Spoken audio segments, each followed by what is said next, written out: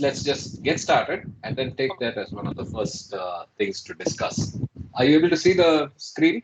Yes, I am. So, Karthik, you know what happened yesterday?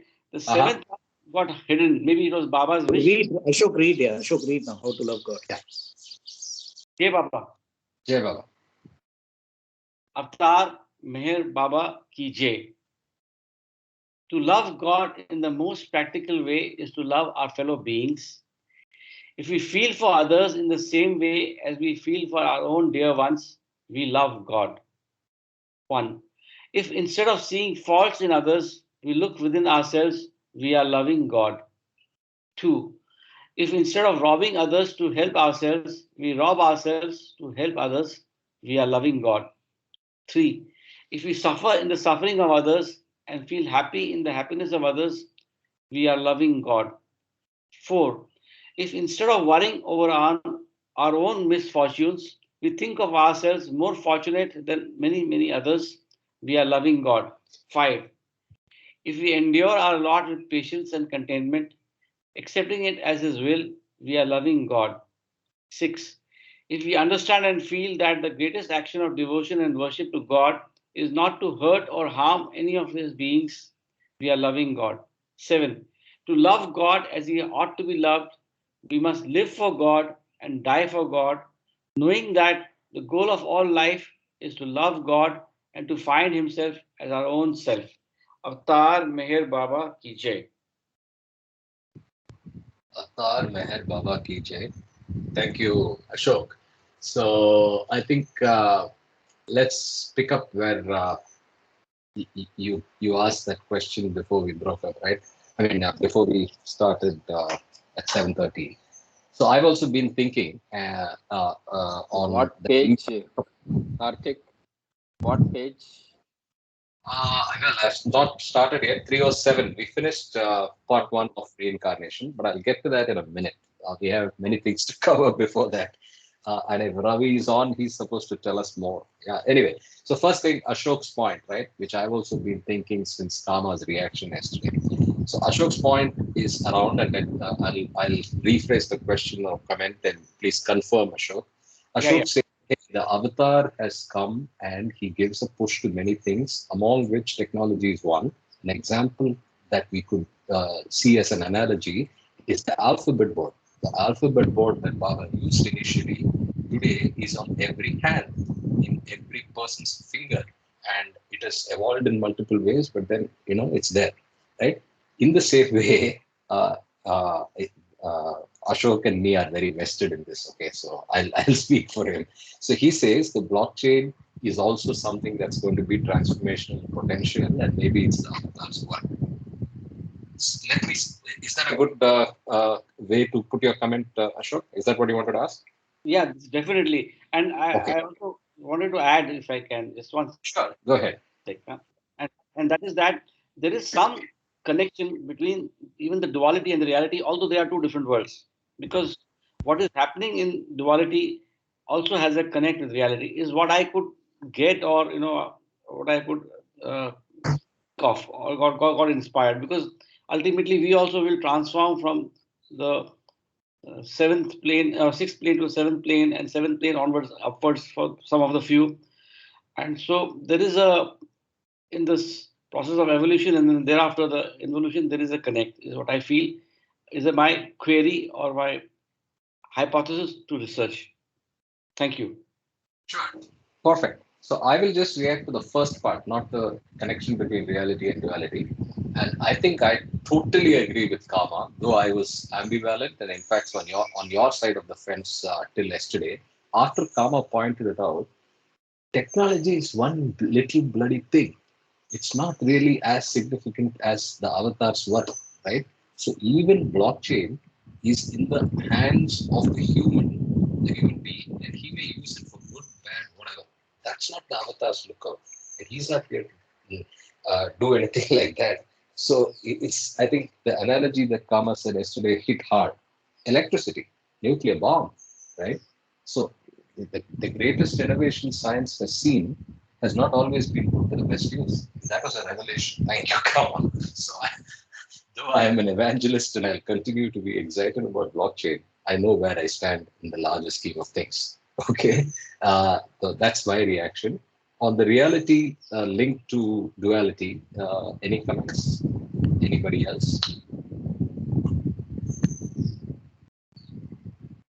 Karma. Karthik, what was your last I question? What is Yeah, Ashok's last question is: there is an influence and significant impact of of what happens in the reality capital R to duality, and hence he sees a parallel. Is that? I mean, Ashok, is that right? You're on mute, Ashok. There's some what connect. is I mean, there is a what connect. is the There is a can you connect. define what is reality and divinity? I mean duality. Duality we can understand. What do you mean by reality? Reality is what is given in the chart in God Speaks. I over the chart where they have drawn a semicircle differentiating the first six planes and the seventh plane. Uh, 1 second. Okay. I, So look I at it. The way I can understand is that, see, the word reality itself will have to be interpreted in its context. First, we have to see the context of the background where any terminology is being used. Duality, it's kinds of easy, because we, in the waking state, the phenomenal world of duality of forms, pleasure and pain, suffering, all this we experience, we know about that. But what is reality? If you read Discourses and God Speaks, words are used like ultimate reality, the supreme reality. Then you have the seven realities. Okay. So, bottom line is, let's not get mixed up in words. Bottom line here is that what are we doing on planet Earth? We are in human form. So, as per God Speaks, the goal is God realization or self realization. See, there are two things, there are two goals. One is called a goal is nirvana, but the goal is God realization or self realization. We also know from God Speaks literature that every human soul will attain nirvana or fana, that is manonash. By the 84th lakh human cycle, every soul will attain liberation. I have made some comments on the Telegram Q&A between Khalid and Ravi. The word liberation, mukti, right, is a generic word. There are different kinds of liberation, and ordinary mukti after death is one kind of liberation. And depending on each soul, when they get nirvikalpa samadhi after nirvana, because mandatorily everyone who goes through, not everyone, the few souls who attain nirvikalpa samadhi or self-realization or God realization, Satchitananda, have to mandatorily go through nirvana. That is very clear. Then you are going towards Nirvikalpa Samadhi and Sahaja Samadhi. I've explained that. These are just different kinds of liberation, but starting from Nirvikalpa Samadhi, which either you are Majzup, Paramahamsa, Jivan Mukh, or Sadguru, or you experience the same kind of God realization or self realization, Satchitananda. The only difference is in the creation consciousness, body consciousness. So I don't have to go into those details, but coming back to reality and duality, see, even in the waking state, today I was thinking about the binary digits 0 and 1. If you look at the whole material world, it all starts with mathematics, then physics, chemistry, biology. And in mathematics, we know you just need two numbers, 0 and 1. So 0 plus 1 is 1, 1 plus 1 is 2, then 2 plus 1 is 3, and so on. So just with two digits, 0 and 1. So analogically, one can say 0 state is the sound sleep state, and 1 is the waking state where actually you are either spending samskaras as a human or unwinding samskaras. So if you are unwinding samskaras, you are self-aware, you are one with yourself. By reading God Speaks, we all connect with each other. We know we are only one self, but with different degrees of consciousness. So the reality that you're talking about is basically the reality that all of us are one real I self, the divine ego, This divine ego plus sanskaras, which is the veil, is equal to the false I self or ego personality self, which is what we are challenged on a day-to-day basis. So Manonash is basically the nirvana state is annihilation of the ego, which is sanskaras. So when sanskaras become zero, then the divine ego and the limited finite ego, the ego become one. So this is the reality. So this is one interpretation of reality. Jai Baba. Jai Baba Karthik, can we access chart 4 of God Speaks? Yeah, give me 1 second.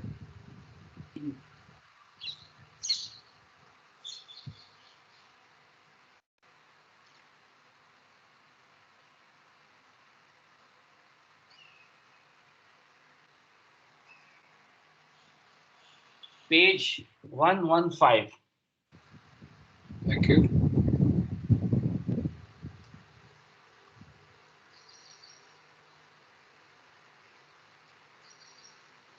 Okay. Okay. There you go. Just wanted to explain the term. There are various types of reality, but in the kindergarten stage, I start with post doctorate. So there is a line here dividing. There's a semicircle. Uh, no, if you can see, this semicircle after which is written seventh plane, and there is this involution, first to sixth plane below the semicircle. So my question was that there is some sort of a piercing, or like when we are going away from reality, from illusion to reality, there is a piercing. I mean, or let's say there's a walkover from sixth to seventh. So that is what I was thinking. And can we sort of take a pyramid up to sixth plane, just before the apex of the pyramid, and the apex of the pyramid is the Shivatma, is what I was having in my mind. It is maybe an imagination or a by way of thinking, but this is what I was thinking and which I shared with earlier in the call. Does it make sense, or is it just just Good, good, good. No, Ashok, I know you are very infatuated with the pyramid. So I think if you climb Mount Everest, let's say hypothetically, and you reach the top, that is the reality. So you're right. So you can say the top or the peak of the pyramid can be considered as the seventh plane or reality. You reach your own self. and Yeah. piercing veil? Sorry. No. Don't confuse. See the veil and all that. It's very simple. The veil you're talking about is sanskaras. See, the whole point of exercise of having this conversation or having this dialogue with God Speaks and Discourses is what? Manonash. And what is Manonash? Annihilation of the mind. What is the mind? The mental body. What is the mental body? Is a repository of sanskaras. What are sanskaras? The action of thoughts, words, and deeds. Weak impressions, strong impressions, powerful impressions, good or bad, which determines our good karma and bad karma, and which determines our ego personality self, the unique ego personality self. How is that come? It has come from the state 2A during the Big Bang or the most original whim, as you have shown in this chart, the descent, the stones and metals. So in the stone state, sanskaras are very minimal, as we know. As we keep taking higher and higher forms, the sanskaras also increase, which is called winding sanskaras. When you reach the human form, we have reached maximum sanskaras, good and bad, because of the lust, greed, and anger that we have experienced in the animal state. Now, in the reincarnation state, we are experiencing or spending sanskaras that we have accumulated through the evolution. That is why it is called reincarnation. No more evolution. Then, once we have spent sanskaras and got sick of it, we realize the truth because it is inherent or latent in the soul's consciousness to be involved, which means to find itself. Otherwise, there is no point. Unless that latency is there, that I have to know myself, we would not transition from reincarnation to involution. So, reincarnation is almost like artificial intelligence. You have a choice. So, you can commit the same mistake 100 times, or you commit the mistake one time and reduce the number of cycles that you have to experience. The instead of 84 lakh, you experience 8.4 lakh, and then the ascending starts. So gross sanskaras in reincarnation becomes subtle sanskaras in the involution state between the first plane to the fourth plane. Then the fifth and sixth plane, it becomes much more finer mental sanskaras. And then by the grace of the Guru, because we know that in the sixth plane, you're seeing God everywhere, but there is this duality yet between the subject and the object. So with the grace of the Guru, the last samskaric impression of duality is removed and you reach the seventh plane. And that is the reality. And this is all in a divine dream. Unfortunately, we are already there. Jai Baba.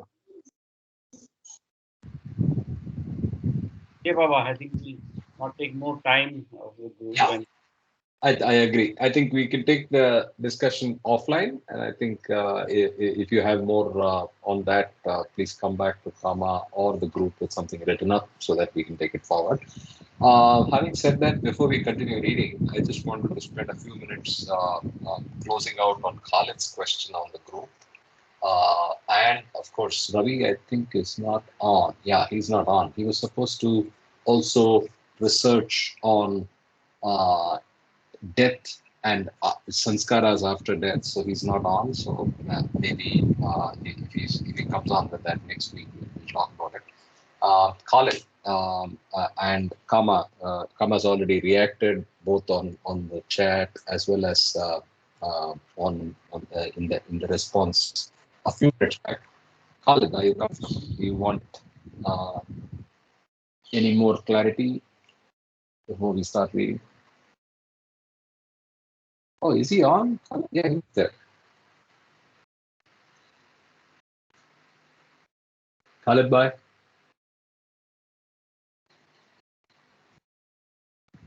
Okay, maybe he's having audio issues. All right.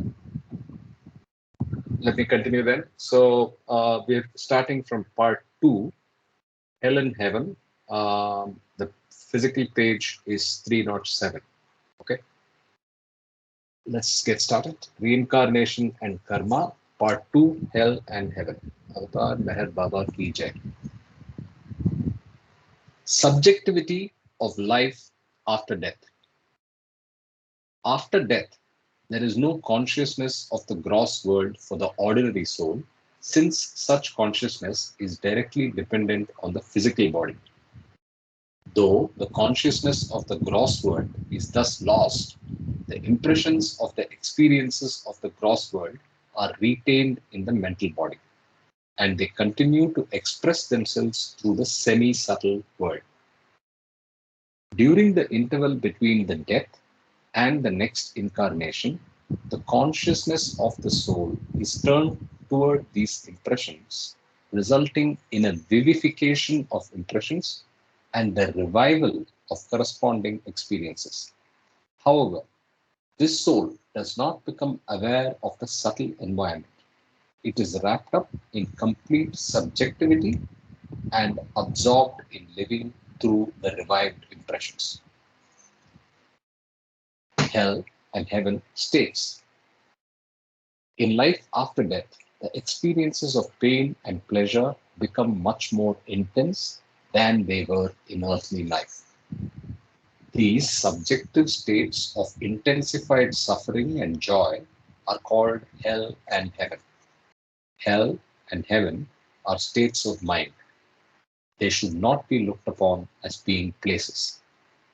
And though subjectively they mean a great deal to the individualized soul, they are both illusions within the greater illusion. Desires and experiences intensified after death. In the hell state, as well as in the heaven state, desires become much more intense since they no longer require expression through the gross medium. Like desires, the experiences incurred in their fulfillment or non-fulfillment also become greatly intensified. In the earthly career desires, as well as the pleasures and the sufferings they bring, are experienced through the medium of the gross body. I think I'll read that again. In the earthly career, desires, as well as the pleasures and sufferings they bring, are experienced through the medium of the gross body.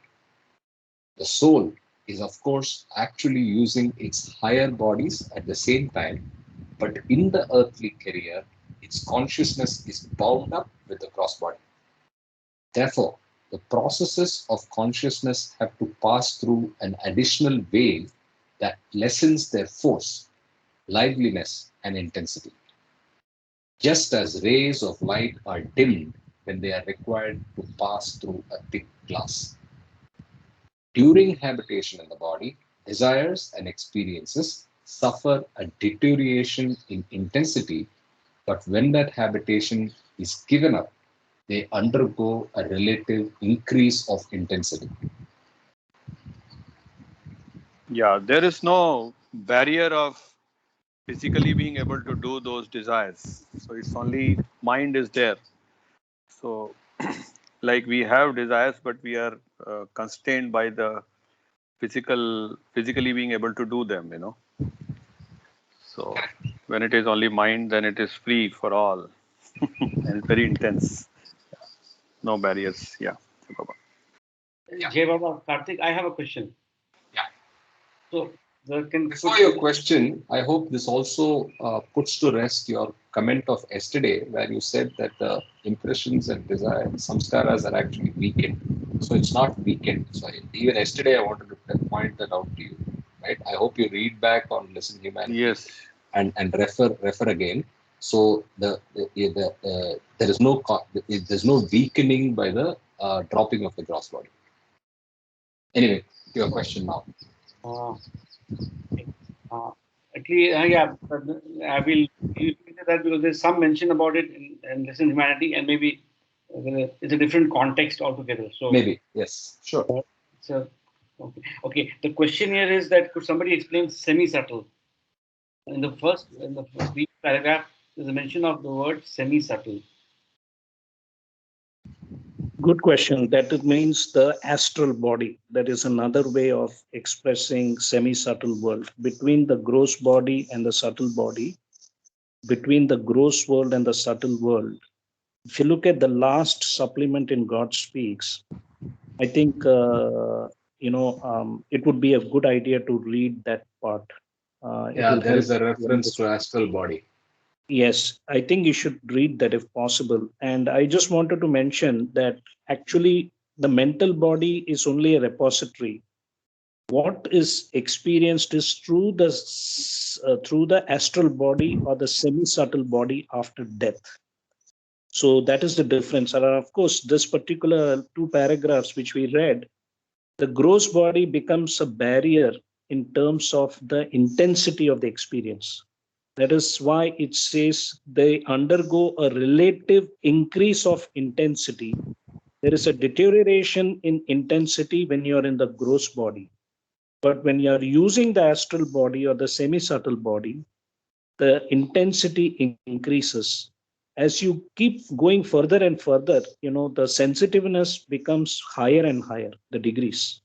This is what I was telling yesterday about what is happening in the after death process is that it is going through a recap, a rewind of the experiences that the soul consciousness went through in the gross body, and the gross world is again being re-looked upon in the semi-subtle world with the astral body. Jai Baba. Sure. Let's just pick up on that semi-subtle / astral really quickly. There's just a page to be read. It's on the physical page number 275. It's supplement 37. Its title is The World of the Astral. And I start. There is no astral world as such. The astral world is not a portion of the subtle world. However, in between the gross and the subtle worlds, there are 7 sheets which form the so-called world of the astral. And this serves as a link between these 2 worlds. A gross conscious soul may be said to have an astral body which links the gross with the subtle. The astral may be called the imprint of the subtle over the gross, which imprint is neither gross nor subtle. In sleep, in the ordinary dream state, one experiences the impressions of the gross world with the subtle body subconsciously and not with the astral body. I repeat, in sleep, in the ordinary dream state, one experiences the impressions of the gross world with the subtle body subconsciously and not with the astral body. All experiences in the world of the astral experienced through the medium of the astral body are as insignificant as dreams. After disembodiment, the soul experiences the world of the astral in the astral body. This may be said to be the astral journey of the soul. When the soul gets embodied, the astral body is shed, and with the new gross body, it gets a fresh astral body. But as long as it does not get embodied, its subtle and mental bodies undergo the experiences of the state of heaven or hell through the medium of the astral body in accordance with the impressions that were accumulated while it was in an embodied state. So the same thing that we read is being repeated here. The spiritual path begins only with the involution of consciousness when the soul begins to experience the first plane of the subtle world and not when it just has access to the astral phenomena from the gross world.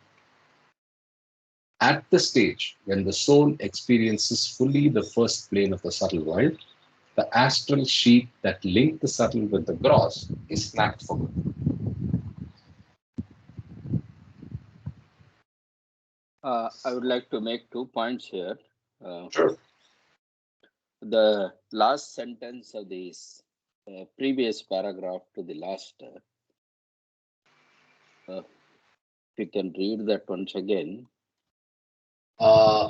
This line, when the soul gets Yes. embodied. Okay, sure. When the soul gets embodied, the astral body is shed, and with the new gross body, it gets a fresh astral body. But as long as it does not get embodied, its subtle and mental bodies undergo the experiences of the state of heaven or hell through the medium of the astral body in accordance with the impressions that were accumulated while it was in an embodied state. This last phrase, in accordance with the impressions that were accumulated while it was in an embodied state. That is, when we are living, we experience, say, pleasure and pain, everything. So the impressions of that are the experiences related to the impressions that are accumulated while we are living. That is replayed in the astral body. It is not any other impression which is with us with the all other, say, evolutionary things.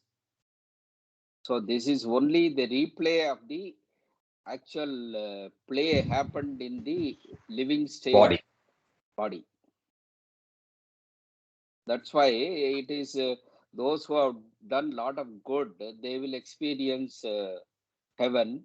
Those who have done lot of bad, they will experience hell. That is what is the concept already always told. So they will have the intense experience of the actions that they have performed in their life, so that it may help them in realizing what all bad things that they did or what all good things they have done. And then this nullifies or brings to almost a semblance of a balance of the karmas of that janma with which they came into being and then played the play and then went back. So they have exhausted that prarabdha karma totally by experience in the hell or heaven state. So what they come back later will be another prarabdha karma taken out from the sanchita karma or the accumulated karmas of the previous evolutionary process. Perfect. I agree with everything except this delicate use of the word balancing. I don't think we balance it out, but we exhaust is probably better. No, that balancing term is used by Baba in the Infinite Intelligence book so very well. He says, Okay. as soon as the balance is almost achieving, then you get the next life. Okay. That is what is explained there. So if it is totally balanced, you don't have any karma. You don't have any sanskaras left. But as soon as the scales come to almost a balance, then it goes to the next generation or the next life. Okay. I'm just wondering about one aspect, right? So if you look at the life in duality that we see, not everybody may reach that near balance or at least approach a balance to reach the point of dropping of the body. So that's my struggle. But I will, if you can share that reference, it will be good. And yeah, Kama was saying something. Yeah, what I want to say is that this balancing happening in the semi-subtle body or the astral body, which is after death. It's like, let's say the analogy I just thought was you go act in a movie, all right? And then it goes through editing and all that. And then you sit in the theater, there is a before the pre-release of the movie, the people sit down and see how the movie has been made. So that analogy I can use and say that you are actually what Doc Mama was saying is correct. All those things that he said. But what I want to say is that the sanskaras keep changing every moment. We know that. So prarabdha sanskaras is the past sanskaras from the evolution and the reincarnation state that is already there in the past. Then you are creating more sanskaras, whether spending or unwinding sanskaras in that current birth where you have a human form, which then you are able to again recapitulate and, as you said, replay. You are seeing a replay of your life when you were in the embodied human form. Now you are disembodied in the astral body and watching your whole movie show. Why? Because you need to experience that heaven and hell state, as rightly said, that you had a business plan in your previous birth you came up with, but you had a different kind of actuality, which is now being replayed so that for the next form, you will have to again make a new business plan for your life to take a human form where you need to figure out which sanskaras you need to work on. So there is nothing like balancing or adjusting going on during the semi-subtle state or during the disembodied state after death. You're only replaying what you have seen so that your next business plan of taking a new human form and what kind of sanskaras you need to work out is being deliberated here. That is how I look at it. The balancing, adjusting sanskaras is a very of a higher level. That is, we know that in the sixth plane, there is only one duality between subject and object. And because of the organic sanskaras, which is the subhuman sanskaras, which is impossible to dissolve. We know that from the chapter on sanskaras. That is where the perfect master or avatar, he gives us the divine grace and takes us from the sixth to the seventh plane. So there is nothing like balancing or adjusting going on during the astral, the semi-subtle state that is after death, but only a replay to see what needs to be done for the future. That is my understanding. Jai Baba. Okay, I will Please, revisit and then find please out. do share that link. Yeah. Sure. Yeah. Great. I think let's get back to the part 2. The next subtitle is Fulfillment of Desires Through Thought. In the heaven state, the fulfillment of desires is not, as in the gross sphere, dependent upon having the object of desire. Fulfillment of desire comes merely through thinking of the object desired. For example, if a person wishes to hear exquisite music, he experiences this pleasure merely by thinking about it. The imaginative idea of exquisite music becomes, in this state, a substitute for the physical sound vibrations in the gross sphere. The pleasure he derives from the thought of exquisite music is much greater than the pleasure he derived in his earthly career from the actual hearing of physical sounds. In the heaven state, there are no obstacles between desires and their fulfillment. The pleasure of self-fulfillment through thought or feeling is always at hand. Heaven on earth. In fact, even in the earthly sphere of existence, some individuals develop this capacity of making their pleasure independent of possession of a gross object. Beethoven, for example, was completely deaf, and yet, through the exercise of imagination alone, he was able to enjoy intensely his own compositions of music. In a sense, even on earth, he might figuratively be said to have been in the heaven state. In the same way, a person who meditates on the beloved with love derives happiness merely through the thought of the beloved, without requiring his physical presence. After death in the heaven state, the enjoyment of such imaginative fulfillment is infinitely greater, since consciousness is then unburdened of the outermost veil of the gross body.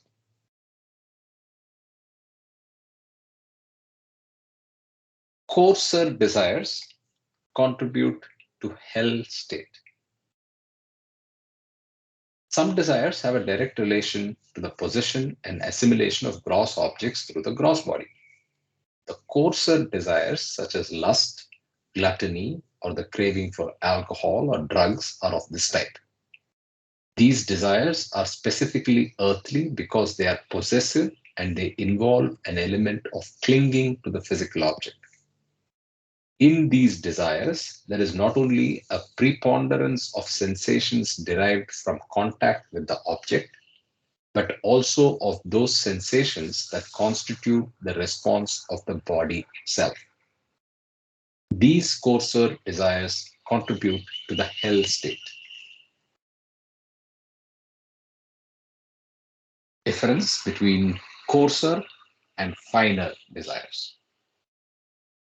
In contrast with the finer desires, the coarser desires place an infinitely heavier premium on mere sensations, quite independently of any intellectual meaning or moral value.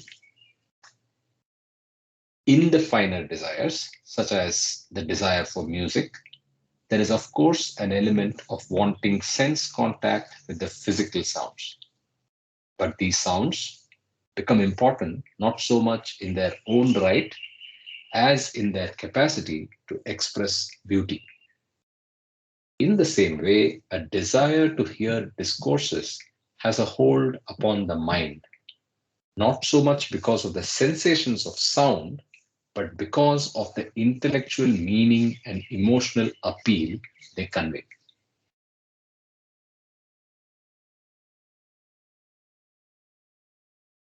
Bodily sensations of coarser desires. Thus, in the finer desires, the actual sensations play a subordinate role to the derivative aspects based upon the sensations. In the coarser desires, the chief element is provided by the actual sensations connected with the physical object and the sensations aroused by them through bodily response to their possession. The organic sensations of the physical body play the greatest part in experiences connected with the coarser desires. Through them, the individualized soul feels its own existence as the gross body much more effectively and vividly than through experiences connected with finer desires.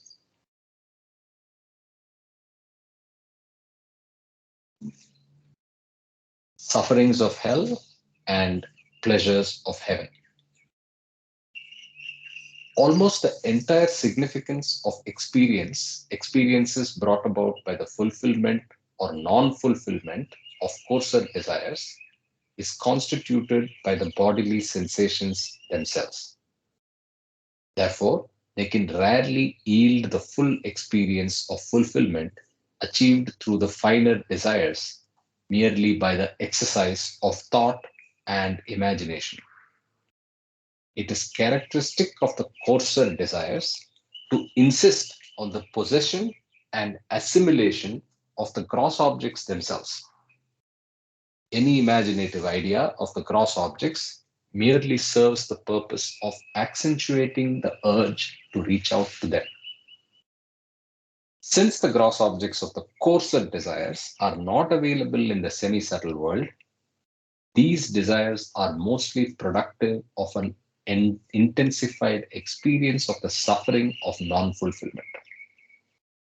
Just as in the gross world, the presence of coarser desires leads to the preponderance of suffering over pleasure, in the life after death, the revived experiences connected with these coarser desires also lead to a preponderance of suffering over pleasure, thus bringing into existence the hell state.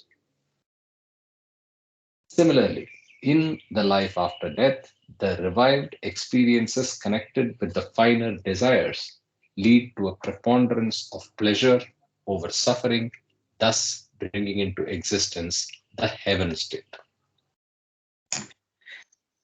Jay Baba, I think that last four paragraphs that you read, coarser desires contribute to hell state, difference between coarser and finer desires, bodily sensations of coarser desires, and sufferings of hell and pleasures of heaven.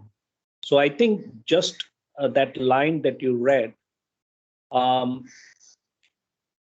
any imaginative idea, this is on page 310, any imaginative idea of the gross objects merely serves the purpose of accentuating the urge to reach out to them.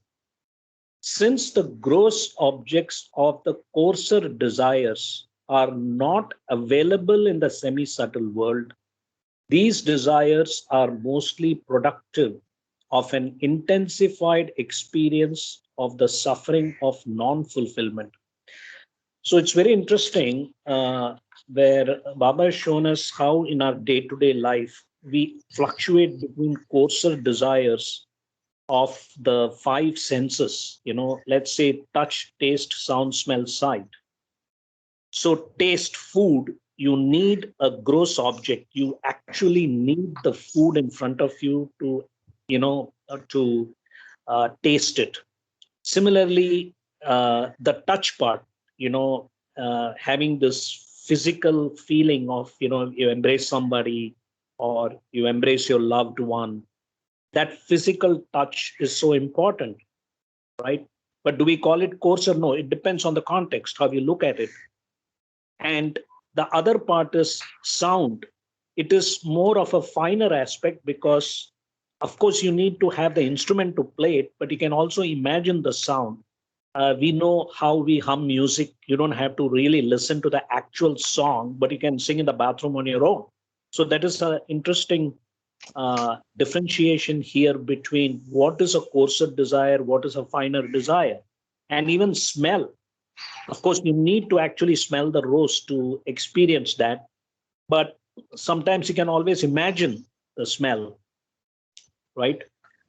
Food is something very interesting here because the body needs food to survive. Without food, you can't do. You can do without music. You can do without the smell of flowers. Of course, being a social animal, you would like to have a companion, but that also can be possible. You can live on your own in a cave, in the jungle. but food is so important here. So this is a very interesting part for me, especially because after I did Vipassana, this is what they tell you, that the five physical sensations, touch, taste, sound, smell, sight, and one mental sensation of thought. Thought is the most difficult. As Baba said, it's like mosquitoes, I am the mosquito net. So remember me. And as long as you don't convert your thought, which is a weak impression, to a subtle feeling, desire, or to a gross action of deeds, because that will create a strong impression and then a powerful impression. So as long as one doesn't convert the thoughts, mental sensation of thought, into desire, a subtle desire or a gross action of deed, then one is safe. And that is where I believe self-awareness comes. That is where the challenge is. And so in the Vipassana practice, what you're doing is you are internally observing the sensations that you feel with all your different sensations, both physical as well as mental.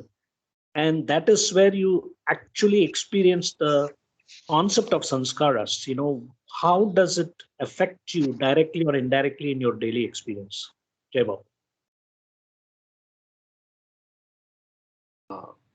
I have a follow-up question to the magnificent explanation, good explanation. Thank you. On page 3 of course, I'm linking Discourses with God Speaks.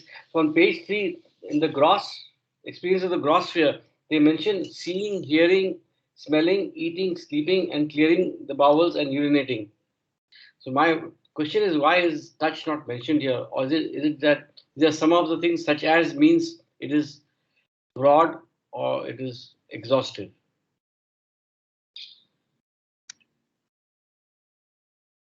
Didn't understand your question. I'm saying the touch is not mentioned as one of the diverse experiences on the gross sphere in God Speaks. Page 3, first para.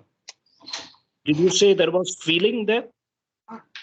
No, smelling, eating, sleeping, clearing the bowels, and urinating. No. But what has that to do with the five sensations? That is more of the functions of the body, right? Here we are talking about the senses. You're talking about a functional aspect. I mean, we are talking about the organs. Yes. There is a difference here. One is, what does the human body consist of? How does it react to the environment or respond to the environment with its five physical senses and the mental sensation of thought? But I still didn't understand the point. It doesn't matter, sleeping, those are all part of the natural process of a human being, right? When you are in a human form. Jai Baba. Okay.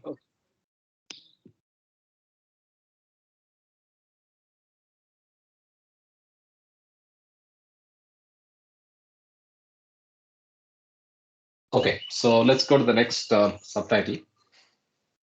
Time in the semi-subtle world. Hell and heaven are both states of bondage. However, hell and heaven are both states of bondage, however, and subject to the limitations of the opposites of pleasure and pain. Both are states whose duration is determined by the nature, amount, and intensity of the accumulated impressions. Time in the semi-subtle world is not the same as time in the gross world due to the increased subjectivity of the states of consciousness.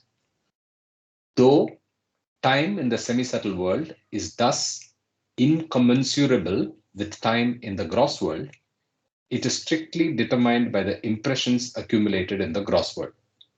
However, the important fact is that the hell state and the heaven state are far from being lasting. And after they have served their purpose in the life of the individualized soul, they both come to an end.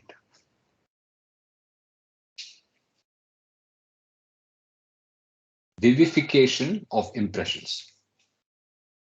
The coarser sensual desires, like lust, and their emotional products like hate and anger, all contribute to the life of delusion and suffering prevalent in the hell state.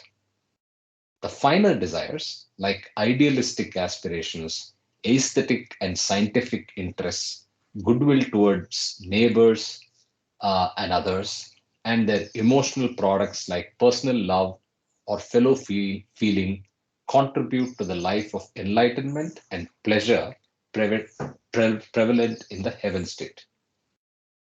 These states, for most souls, consist in reliving the experiences of earthly life by vivification of the impressions left by them. Their duration and nature are dependent upon the duration and nature of the experiences undergone by the soul while in the physical body. Jai Termination. Baba, Yeah, sorry, sure. I think that the last line you read, the vivification of impressions, these states, that is the heaven and hell state, for most souls, consist in reliving the experiences of the earthly life by vivification of the impressions left by them. Their duration and nature are dependent upon the duration and nature of the experiences undergone by the soul while in the physical body. I think these two lines confirm what exactly happens after death in the disembodied um, astral body state, where you are, as Doc Mama said, replaying. So, reliving the experiences of the earthly life by vivification, which is dissection of the impressions, gross, subtle, mental, that we have experienced when we were in the earthly form. So, I hope this clears up what exactly happens in the heaven and hell state, except this is of a higher intensity because there is no gross body or gross medium to reduce the intensity. So the intensity of those experiences are of a higher degree. Jai Baba.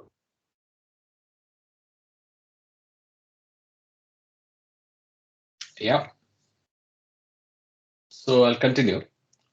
Termination of hell and heaven. Just as a phonograph record is set aside after the needle has traveled through each groove, the hell state and the heaven state terminate after consciousness has traversed the imprints left by earthly life. Just as the song produced by the record is strictly determined by the original song recorded on it, the quality of intensified and magnified experiences the soul passes through after death is strictly determined by the kind of life that was led on earth in the physical body. From this point of view, heaven and hell are shadows cast by one's earthly life. Retrospective survey of earthly experiences. Heaven and hell would, however, serve no specially useful purpose in the life of the individual soul if they were to consist merely of mental revival of the earthly past. That would mean bare repetition of what has already occurred. Consciousness in these after death states is in a position to make a leisurely and effective survey of the animated record of earthly life. Through intensification of experiences, it can observe their nature with better facility and results. On earth, the consciousness of most persons is predominantly objective and forward looking and under the pressure of unspent sanskaras. It is mostly concerned with the possible fulfillment of sanskaras through the present or the future. In life after death, the consciousness of most persons is predominantly subjective and retrospective. With the absence of forward goading sanskaras, it is, as in reminiscences, mostly preoccupied with reviewing and assessing the significance of the past.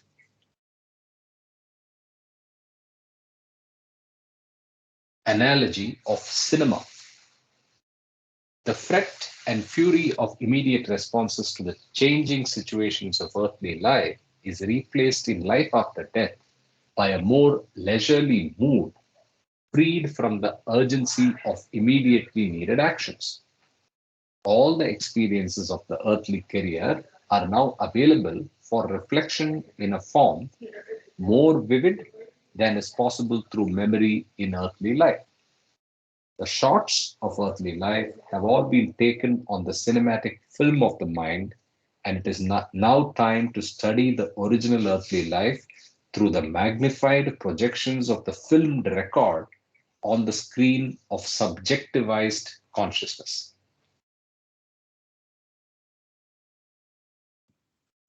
Karthik, can we read the last, and somebody can explain this, the last line? Yeah, I'm also struggling with that. Let me read it again. The shots of earthly life have all been taken on the cinematic film of the mind, and it is now time to study the original earthly life through the magnified projections of the filmed record on the screen of subjectivized consciousness. What is subjectivized consciousness? Exactly. This is what intrigued me also.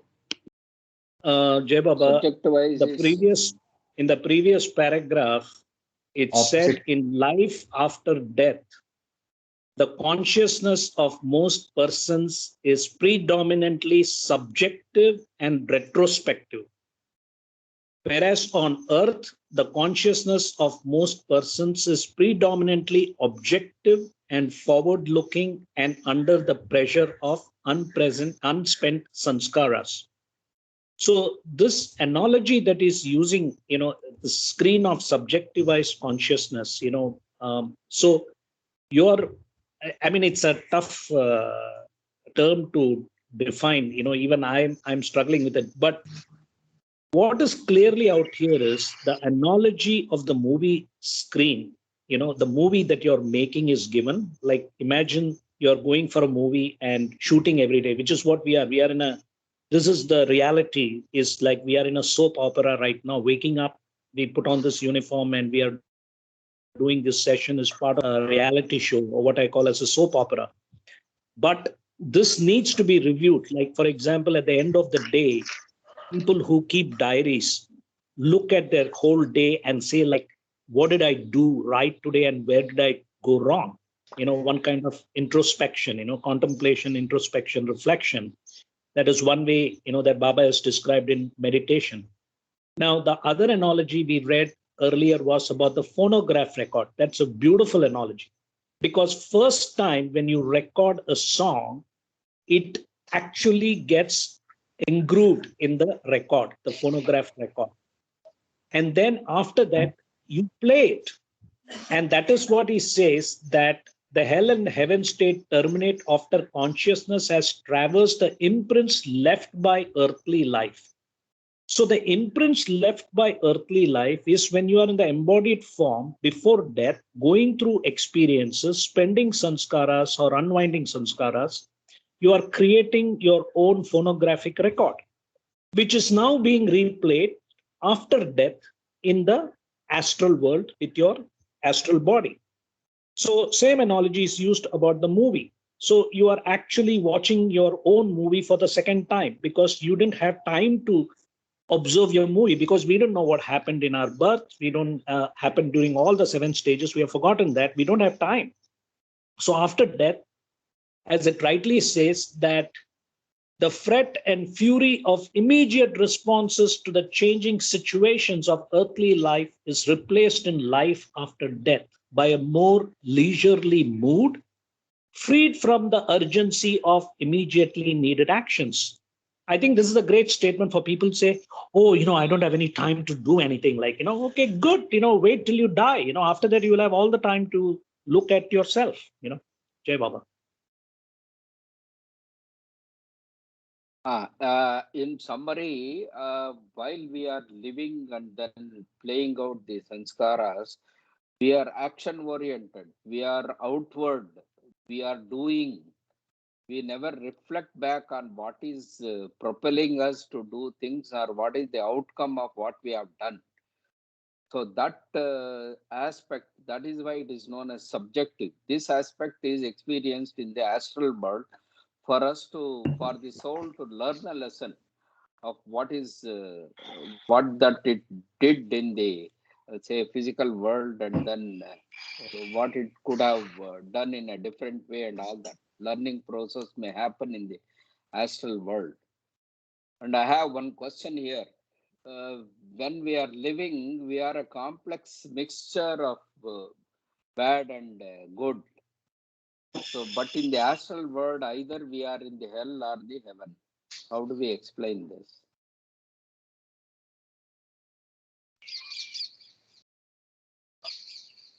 As you beautifully said, I have to congratulate you on explaining the subjective consciousness. That was a great explanation, that there is no action of deeds. What you're actually doing is reflecting and contemplating on what had already been done in your earthly life. I think that explanation for the screen of subjective consciousness is very appropriate. If I understood your question about, you said, what is the difference between the hell and heaven state in the astral body vis-a-vis the, uh, what was it, doing good and bad actions in the gross body? No.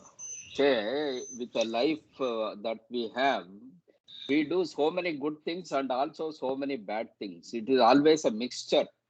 It can never be one-sided as such. But in the astral world, we experience only the one side. Is it to say that it is sort of a sum total of either the goods that we have done? If it overweighs, we go to heaven and experience all the aspects, or if it is the sum total, what we have done is the negative aspect, then we go to hell and experience that state.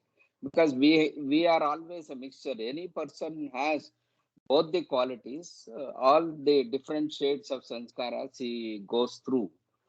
But in the astral world, it is only one of them which he is visiting or experiencing.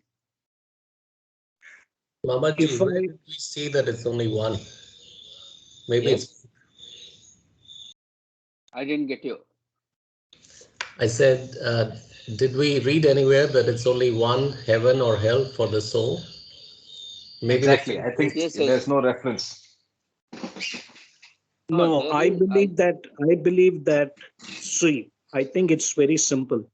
What you said about subjective consciousness is correct, that the difference between the embodied gross body state and the disembodied astral body state after death is that you are not doing anything new. What we are doing is we are replaying that life and experiencing the heaven and hell state, because we know that in the earlier paragraphs, the intensity is much more higher. That is what we call as pleasure in the gross body. That same pleasure, when you experience in the astral body, is of a higher degree or intensity. Similarly, the pain that you have experienced, whether it is a physical, the pain that you experience and suffering, I don't know whether we can call, let's say we have a medical condition and you're going through some physical suffering. That is also like a health state. I'm not clear about that, but definitely that the non-fulfillment, like for example, you have a desire to achieve something, it doesn't get fulfilled. And remember that chapter on Tivra Vairagya, when something major happens, you lose a beloved or you lose a business, then the impression is so powerful that you lose interest in life, kind of thing. And the mental suffering that you go through, I guess that same suffering could be much more intensified in the health state, in the astral body. So basically, hell and heaven are experienced at the same time, just like, as you said, the mix of emotions that we have on a daily state. It's not that they are compartmentalized. It's just that you are having this subjective experience similar to what you experienced in your gross body. This is my understanding. Jai Baba. So in other words, Okay, it's not an either or. Okay, go ahead. that's what I have a confusion. We will have to check on that. Okay, thank you. Yeah, I don't think it's an either or, but yeah, please check, refer, come back. It's both. You experience both heaven and hell as per the impressions of that embodied soul. As it is. Yes. Yes, just intensified and vivified with vivification and whatever.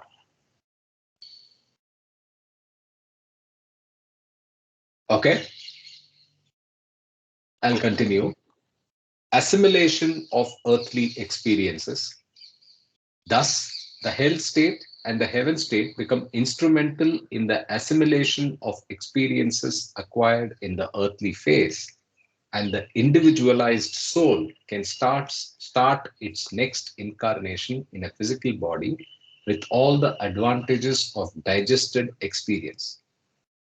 The lessons learned by the soul through such stock taking and reflection are confirmed in the mental body by the power of their magnified suffering or happiness. They become, for the next incarnation, an integral part of the intuitive makeup of active consciousness without in any way involving detailed revival of the individual events of the previous incarnation. The truths absorbed by the mind in the life after death become in the next incarnation a part of inborn wisdom. Developed intuition is consolidated and compressed understanding distilled through a multitude of diverse experiences gathered in previous lives.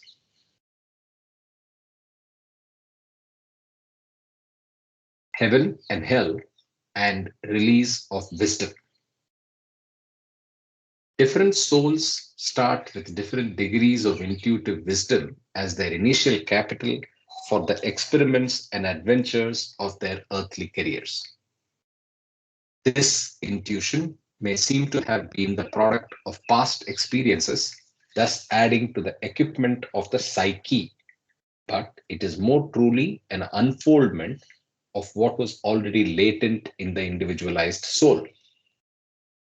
From this deeper point of view, the experiences of earthly life, as well as the reflective and consolidating experience processes they are subject to in life after death, are merely instrumental in gradually releasing to the surface the intuitive wisdom already latent in the soul from the very beginning of creation. As is true of the earthly career and its experiences, the states of hell and heaven in the life after death are also integral parts of and incidents in that journey of the individualized soul, which is ultimately meant to reach the source of all things. Jai Baba, the last line that you read, as is true of the earthly career and its experiences, the states of hell and heaven in the life after death are also integral parts of an incidence in the journey of the individualized soul, which is ultimately meant to reach the source of all things, which we know is the realized self, realization. So this implies that we give a big deal to the human body. I'm going through this, I'm this great guy and all that. And the interesting thing out here is Baba is telling us that, look, whether you're having a human body and going through experiences, and then after you die and you have the astral body and you're going through experiences, they are all integral parts of an incidence in that journey of that individualized soul. Later on, in the last part 7, I just want to, if you don't mind, it adds value here. I want to read that. This is page 338, if you don't mind. The last 2 chapters, okay, last 2 paragraphs. It's 337. The subtitle is Culmination of Reincarnations, page 337, last para. The life of the reincarnating individual has many events and phases. The wheel of life makes a ceaseless rounds, lifting the individual to the heights or bringing him down from high positions. It thus contributes to the enrichment of his experience. Ideals left unattained in one life are pursued further in the next life. Things left undone are finished. Rough edges left by incomplete endeavor are rounded off. Wrongs are eventually set right. The accounts of give and take between persons receive renewed adjustment by the repayment of karmic debts and the recovery of karmic dues. At last, out of the ripeness of experience and through the dissolution of the ego mind, the soul enters into the soul unity of divine life. In this, mute please. In this divine life, there is neither the binding of giving nor the binding of taking, because the soul has completely transcended the consciousness of separateness or duality. Subtitle: Analogy of Drama. The drama of the continued life of the individual soul has many acts. From the standpoint of the worldly existence of the soul, a curtain may be said to be drawn over its life after the closing of each act. But no act yields its real significance if it is regarded as complete in itself.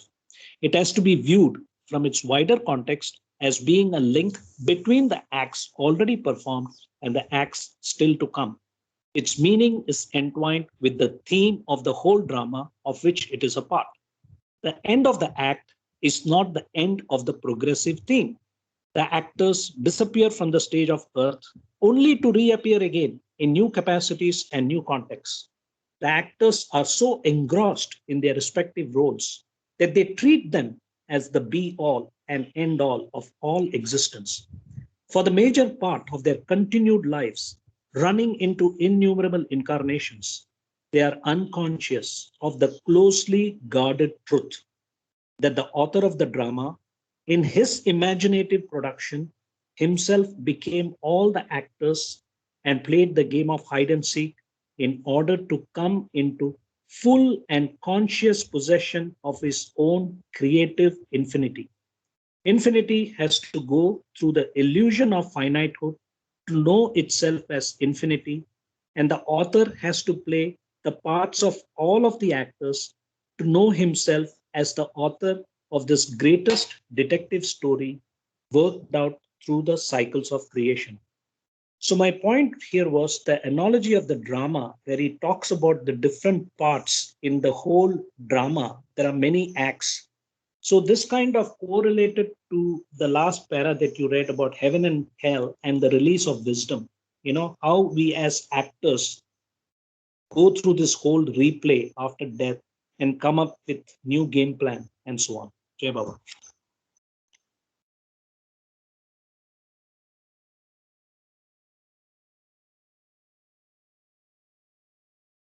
Jai Baba. That was good connection. Thank you. Amazing. That was a very nice paragraph. I mean, especially the last one was very, very beautiful. Here also in the example of drama, they actually after we play the play on stage, when you come to the green room or have a discussion, that is sort of a hell or heaven stage where we say critically analyze what are the plus and minus of the play that we played, and this will help us in the next future play. That is the way we should look at hell and heaven, I think. Jai Baba. Green room. Yes. Yeah, not a Jai bad. Baba, another thing I wanted to point out was, this is something I've been doing, when I send a condolence message. In fact, I think it started with probably Ashok Bansali, where I got that idea of using that supplement on real birth and real death. So I used that. And then I also sent the link of the part 1 and part 2 of reincarnation and karma, the significance of death and hell and heaven state to people. I just send them the link. If they are interested, they can have a look at it and hopefully meet Baba's postulate, take my name to the ear, I will take it from the ear to the heart. Jai Baba. Yes, yes. Okay, so That is something like reading Garuda Purana after death, normally, in the Hindu way of doing things.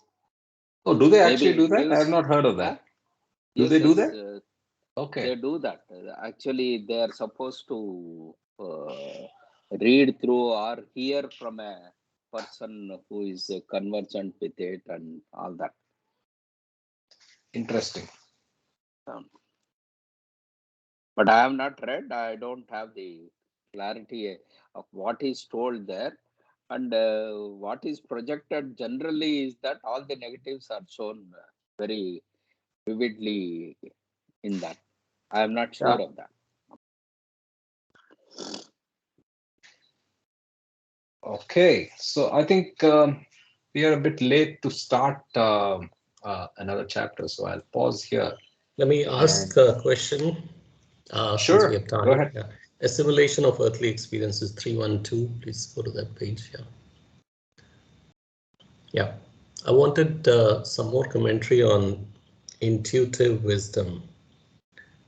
This is not talked about so much in other places. So how does it come into play? What does it do? How do we sharpen it? How do we improve it? How do we use it? But in this para, it says it was latent ever since formation of the soul.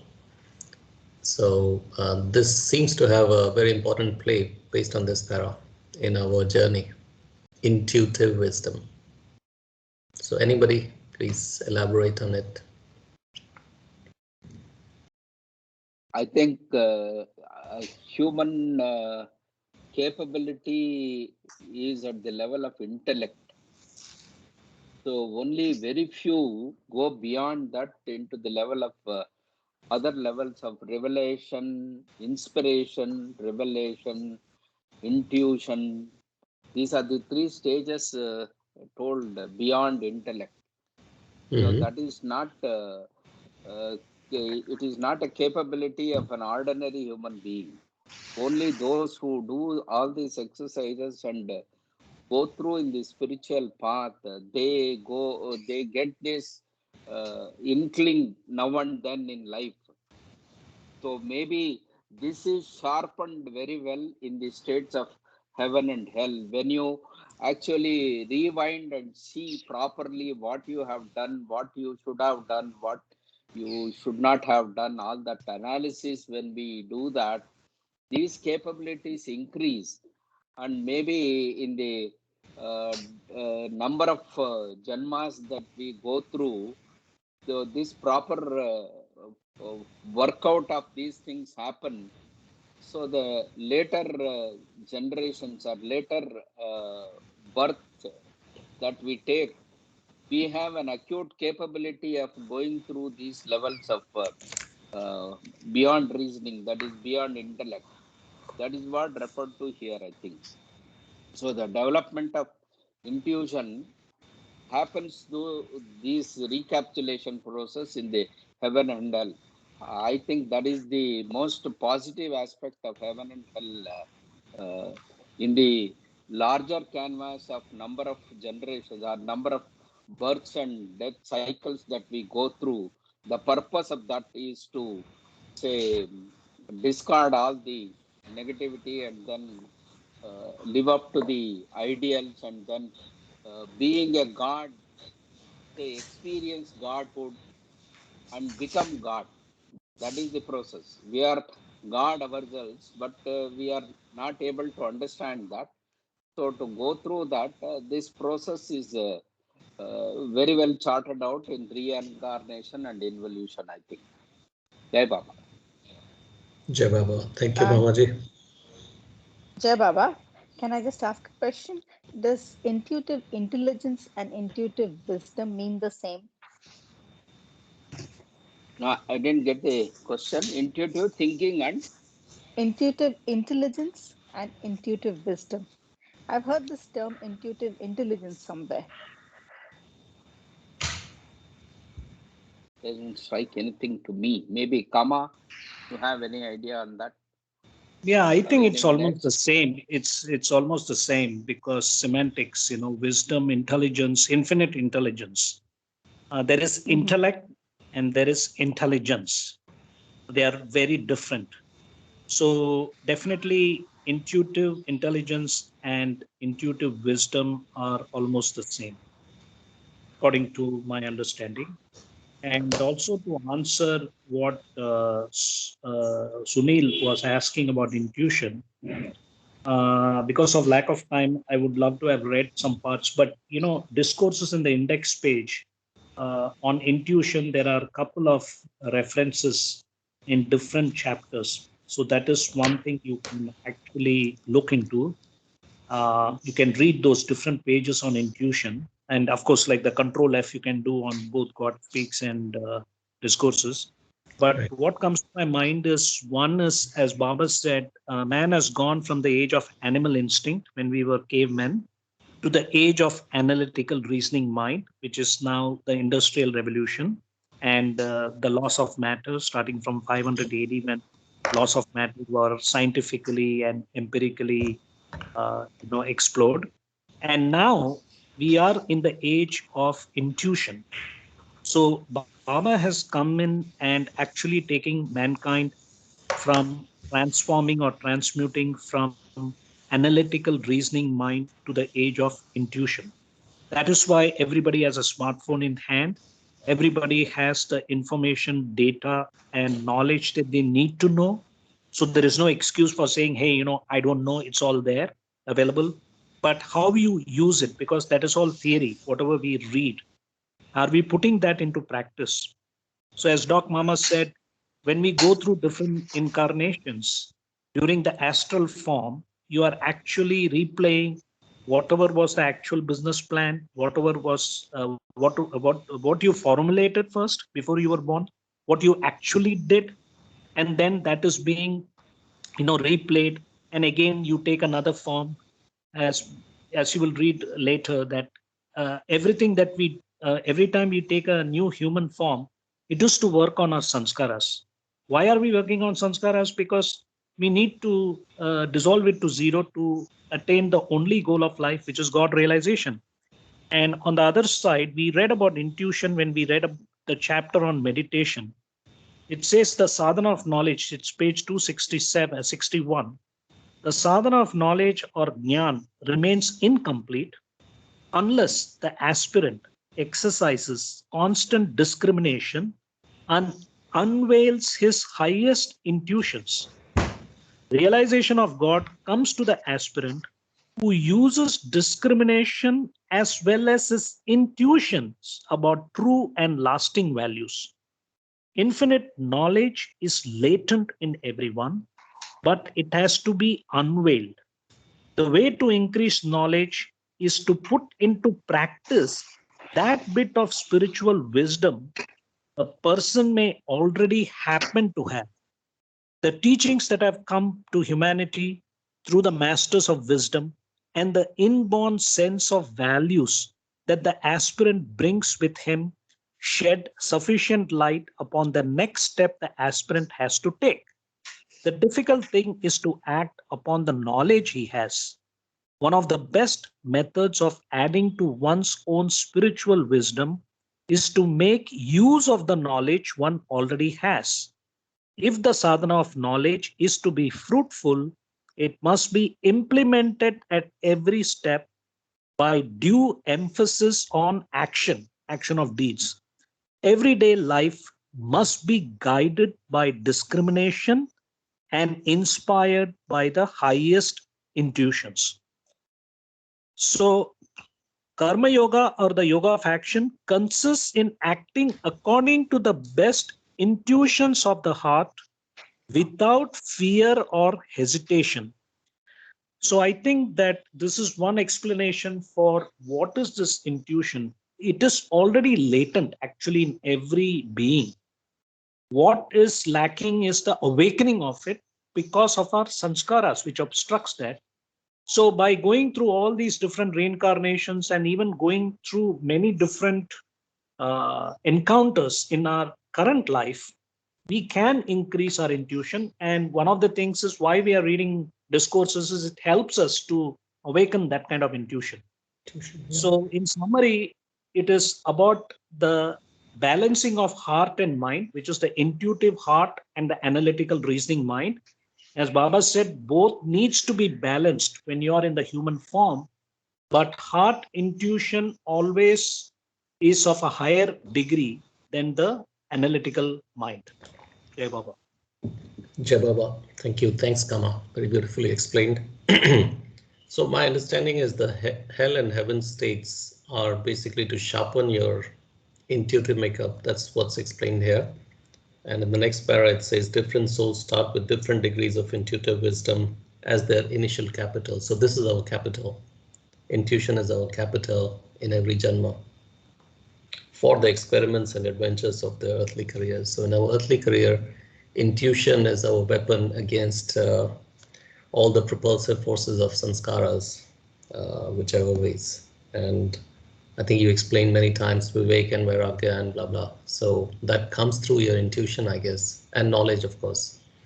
So you build up on all that capital by use of intuition as a beginning. So I think I understood. Thank you. Jai Baba. Thank you. I think that was good. I like, I mean, I have not linked the heart to be the source or place of intuition. That's something I have to think about a little more. Yeah, but I think I agree with all that Kama said. Pretty good. Cool. So, any other questions, discussions before we go? By the way, I had one observation to make.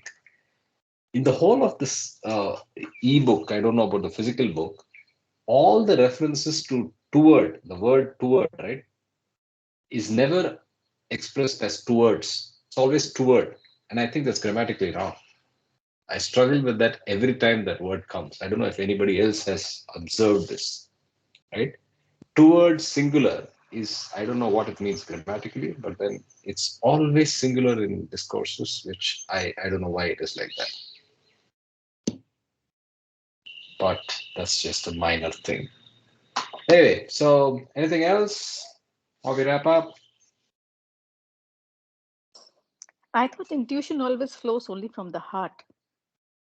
Yeah. I've never thought about it that way. That's so No, I I'm mean right just or No, wrong.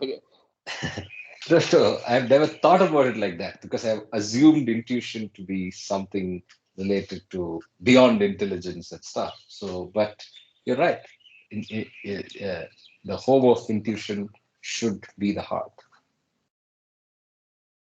Jai Baba. Yeah.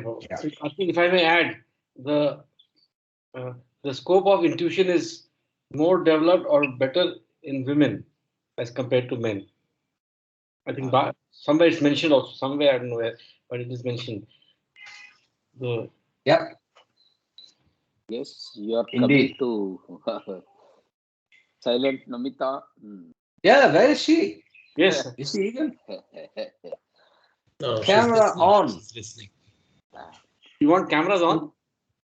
Yeah, I mean, Nomita, where is she? Yes. Jai Baba. She is a silent observer, silent, them chup chap.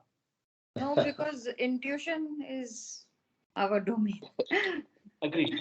You have to go in circles. Whose background is this? You have to go around the mountain to get to where women are naturally born in. So our intuition is very strong.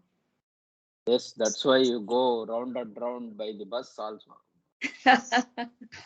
Yes, Baba. Mamaji observes all my moves. Yeah, it's been a good reading today. Yeah, this thing about, it's, I think Baba or God hasn't left anything out there, So this soul carries the semiconductor chip where it records everything you do during their life. Then once the body is taken, then you just see the flashback of everything, good or bad, and then you try to figure out, okay, on based on your karmic balance or account, then you decide, okay, based on your currency, you can shop for a body, next body, and then continue to be a busybody. Yes. And so yeah, it's nice. Yesterday's was a little bit too much for me because of this death and all of that. But today, I think I do understand. I don't know. I mean, I don't think like all of you, So, but I want to hear it because Baba said it. I sometimes think I'm stupid, Nothing gets into my head. You said we are all stupid. And No, I didn't say that. But I'm saying, oh my God, why does it matter? But yeah, but I'm still sticking to this because Baba said this. So I cannot by will say, no, I don't want to hear what he said. So yeah, very, very happy to be in this space. Namita, And I'm also with you. say again? I said, I'm also with you. I also think I'm thinking, what are they stupid. saying, Nomita ji and Soma ji, हाँ जी, Yeah. ये अपने 5 fingers है. हाँ जी. They are not same. So you are all are one. That's the page 1 of Lord Speaks. But anyway, and since we all are having different, paths in life, but so don't worry.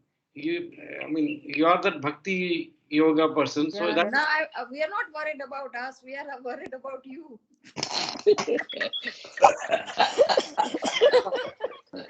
हमारे तो minus plus हो जाएंगे जन्म. एक औरत होके we already suffered many times. So I think our jarmas will be reduced. तेरा क्या होगा Kaliya? Next birth will be a man, Nomita, and then what happens?